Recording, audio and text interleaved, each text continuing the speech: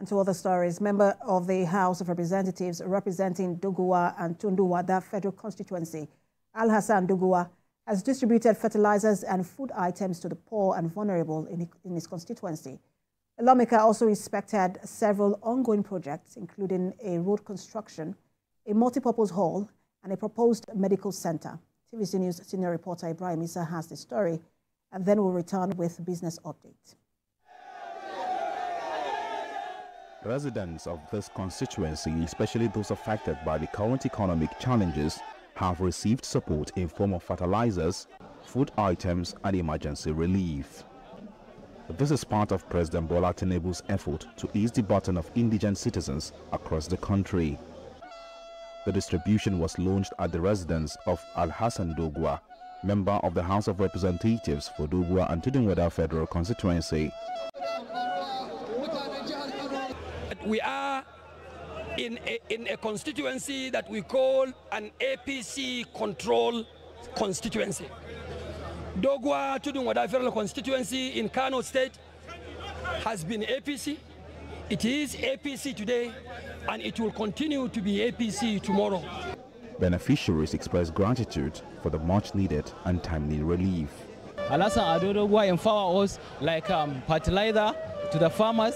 He empower us with roofing zinc. After the distribution, the federal lawmaker inspected a multi-purpose conference hall and a computer training center he constructed.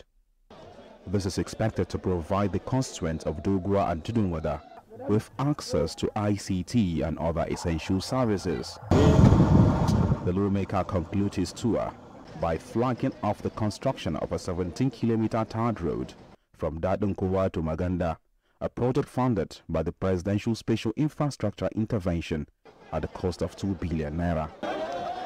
Doguwa, accompanied by a large crowd of supporters, proposed naming the road after President Bola Tinubu. Doguwa to Maganda Road, through Ngwatanko, through Kondo, Makauta, Shere, Tomori, and Maganda on the final note.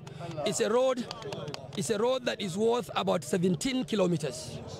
Today we have commenced this project, and we are here to plug it up, Mr. President. Al-Hassan Doguwa also shared plans for a proposed federal medical center in Doguwa. According to him, when this is completed, it will serve not only Doguwa and Tudunwada residents, but also neighboring states such as Kaduna, Bauchi, and Jos. He urged the people to continue supporting President Bola Tinubu's administration. These infrastructure initiatives highlight the lawmakers' commitment to addressing the needs of Doguwa and Tudunwada communities.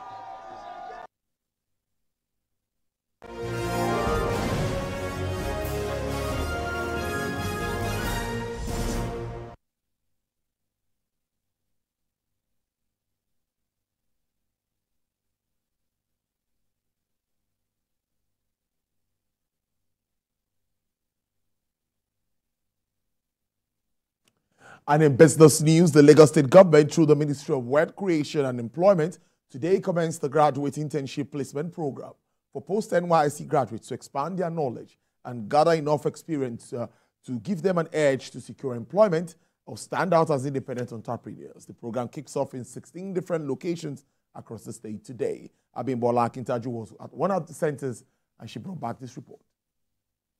Lagos stands as the largest city in Nigeria and Africa. Experts forecast that its population could reach 30 million by 2035. An issue in dire need for a structured plan is the need for increased youth employment.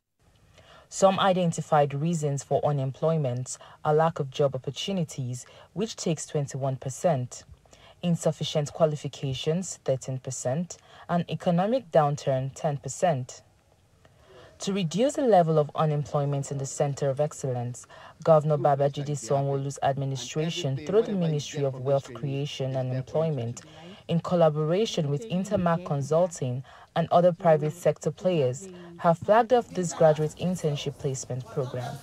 It's about bridging the gap between education and employment. So we're doing this to make sure that we reach out to people that are out of job or people that are underdeveloped, how do we take them off the street? That's why we put this program together. So we had like a mediator between us and the private sector, how we can work together. It's intended that at the end of this program, the participants would have been well trained in self-management, office behavior, entrepreneurship, and other courses that will be relevant to them for employment. Commissioner for Wealth Creation and Employment asserted that the program will not only nurture the young graduates professionally, but also support their skills in other various industries. The training is not just about job placement alone. We're training them on entrepreneurship too as well, you know, when they can even do things on their own. So it falls into different sectors. So the continuity about it is that they will have the self-knowledge that will guide them to be self-disciplined, to be poised in anywhere they, you know, we're just starting from the phone etiquette to their personal life. But this is a stopgap that government have put in place to teach the skills in terms of, you know, preparing them for the workspace, especially the workspace of the future. So there's going to be a couple of digital literacy training as well. There's going to be skill acquisition in terms of capacity development and so on. Participants were advised to harness this opportunity to enable them transit smoothly from the walls of institutions to become employers of labor.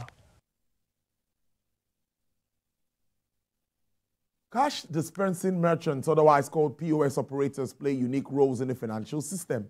But it has been noticed that banking institutions collaborate with POS operators, and in some quarters, some say to rip off customers through excessive charges. Effiong Ekop has details in this report.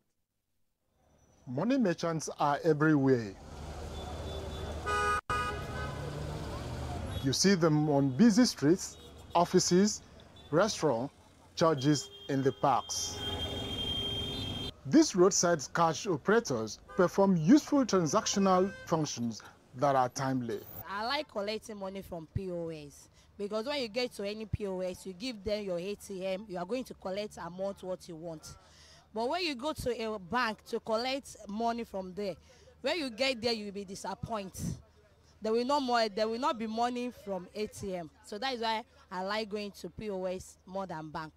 They work in contrast to traditional banking institutions, seen generally relinquishing their cash dispensing functions to these roadside agents. Since ATM machines of banks hardly hold cash for customers. When they go to the bank, there is a lot of queue on the bank. So when they do go to the bank, they might queue. And some people don't like queuing. You understand? They would like to do their transaction immediately, and they would like to leave you understand?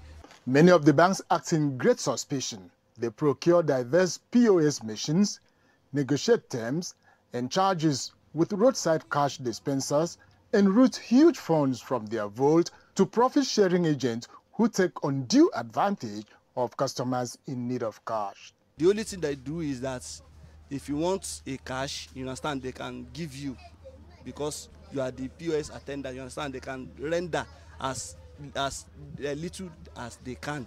They can render help for you, for POS attendants. Current banking system in Nigeria relies on excessive charges on customers' accounts rather than offering satisfactory services. People wonder why the Central Bank of Nigeria care less about poor business ethics exhibited by the banks. When banks merely decorate their premises with colorful ATM machines, which hold no monies for customers, the actions marks social frauds on the part of the banks. Effiong Ekop, TVC News, Lagos. The stock trading at the NGX exchange got downwards again following sales pressure by investors. The market index collapsed by 0.2024% on the back of sales. The power company, that's Transcorp, lost the biggest value, nearly 10%. Following deep sales pressure, Oando from the oil and gas sector traded with a gain advantage of 10%. And close of trade and business today, volume of the market showed more than 700 million shares. The global space Asian shares market slipped today as worries about U.S. and Chinese growth weighed on sentiments, though U.S. and European Union, where U.S. and Chinese growth we're seeing on the streak. European stocks features did manage a bounce, while the yields in China's most supported inflation figures, while giving us Japan's Nikkei, which bore the brunt of early selling of tech stocks, declining and losing another 0.8% on top of a near 6% slide last week. MSCI's broadest index of Asian Pacific shares slipped 1.2% after shedding 2.25% last week. South Korea market fell 0.2%, a steady note of S&P 500 features, which rallied 0.4%. Nasdaq features added 0.6% following Friday's slide. European stock features added 0.5%. FTSE features firmed 0.6%. China's consumer inflation accelerated in August, the fastest pace in half a year, due to high food costs from weather disruptions and a recovery in domestic demand as producer price deflation worsened. This is mounting pressure on the world's second-largest economy to roll out more policies amid a prolonged housing downturn, persistent joblessness, debt woes, and rising trade tensions.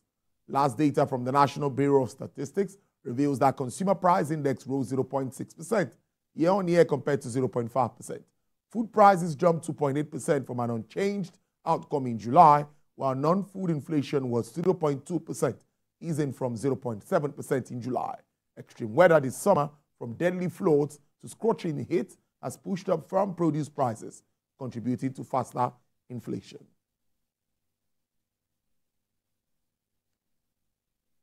Now,